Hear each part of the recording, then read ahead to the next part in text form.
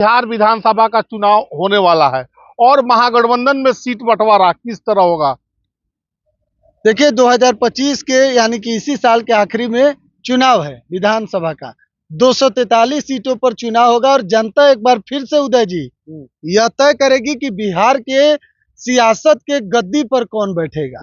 नीतीश कुमार रहेंगे या फिर तेजस्वी यादव, परिवर्तन होगा जनता को तय करना जी। है। लेकिन हम लोग बात करने वाले हैं महागठबंधन के सीट बंटवारा को लेकर, तो किसको कितना सीट मिलेगा। तो देखिए 243 वो सीट है विधानसभा का और महागठबंधन में आरजेडी सबसे बड़ी पार्टी है, उसके बाद कांग्रेस है, उसके बाद सीपीआई है, मत यानी कि कम्युनिस्ट पार्टी, और उसके बाद देखा जाए तो मुकेश सहनी की भी पार्टी इस बार महागठबंधन के साथ है। तो देखिए दर्शक को बताया जाए कि 2020 चुनाव में 2020 के विधानसभा चुनाव में किसको कितना सीट मिला था, क्या सीट फॉर्मूला हो सकता जी। है?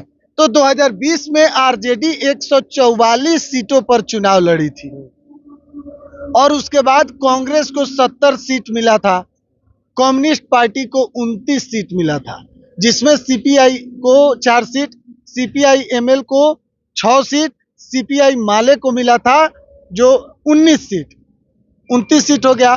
144 सीट पर आरजेडी थी और 70 सीट पर कांग्रेस।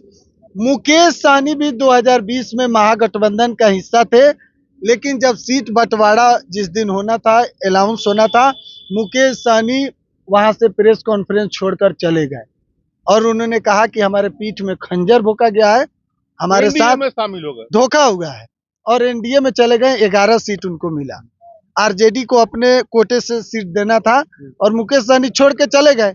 लेकिन इस बार मुकेश सहनी महागठबंधन के साथ हैं और महागठबंधन के साथ ही मिलकर चुनाव लड़ेंगे। तो अब फॉर्मूला समझिए 2020 वाला, दर्शकों को बताइए क्या है जी। देखिए 2020 में जिस तरीके से हुआ था, 2025 में उससे जरा हटके है। 2025 में जो बड़ी खबर अंदर खाने से आ रही है, 150 सीट, 150 सीट पर आरजेडी चुनाव लड़ने जा रही है उदय जी। अच्छा, 150 सीट पर, और कांग्रेस का सीट घटेगा इस बार, यानी कि पिछली बार 70 पर लड़ी थी, इस बार उससे कम पर जाएगी। कहा जा रहा है कि 50 सीट पर कांग्रेस आ सकती है, 40 से 50 जी। 50 सीट पर कांग्रेस आ सकती है और 150 सीट पर आरजेडी लड़ने वाली है इस बार। मुकेश सहनी के पार्टी को भी 20 सीट मिल सकता है, 20 सीट मिल सकता है, और उसके बाद कम्युनिस्ट पार्टी को भी जो है वह 20 से 25 सीट मिलेगा। तो इसी के इर्द गिर्द सीट बंटवारा होगा, थोड़ा सा 19-20 हो सकता है, 2-4 सीट आगे पीछे हो सकता है, लेकिन जो फॉर्मूला है, जो पॉलिटिकल सोर्स है, अंदर खाने से जो खबरें हैं, अच्छा निकल कर जो आ रही है उसके अनुसार, जी। देखिए हम लोग की भी बातें होती है, पॉलिटिकल पंडित हैं जिनके पास नॉलेज है, सोर्स है, जो सोर्स इकट्ठा करते हैं, उनका मानना है कि भाई 2025 में आरजेडी समझौता नहीं करने वाली है।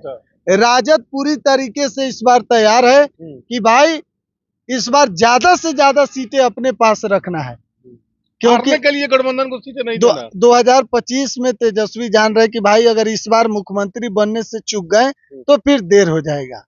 गाना है ना कि देर ना हो जाए कहीं देर ना हो जाए। 2020 में थोड़ा सा से तेजस्वी यादव मुख्यमंत्री नहीं बन पाए, तो 2025 में तैयारी है। और एक बार फिर से बता दें कि इस बार सीट बंटवारा जो है बेहद दिलचस्प होगा, क्योंकि आरजेडी ज्यादा से ज्यादा सीट मांग रही है, कांग्रेस नीचे आने के लिए तैयार नहीं है, मुकेश सहनी भी इस बार साथ है। कम्युनिस्ट पार्टी का पिछली बार 2020 में बेहतरीन स्ट्राइक रेट था जीत का, तो वह भी जी। तो समझौता इसी तरीके से होगा, लेकिन 150 सीट आरजेडी अकेले लड़ने जा रही है, भले अपने कोटे में से कुछ सीट किसी को दे दे। तो इसी तरीके से सीट बंटवारा होने वाला है, थोड़ा सा 19-20 हो सकता है जी। बहुत बहुत धन्यवाद जी।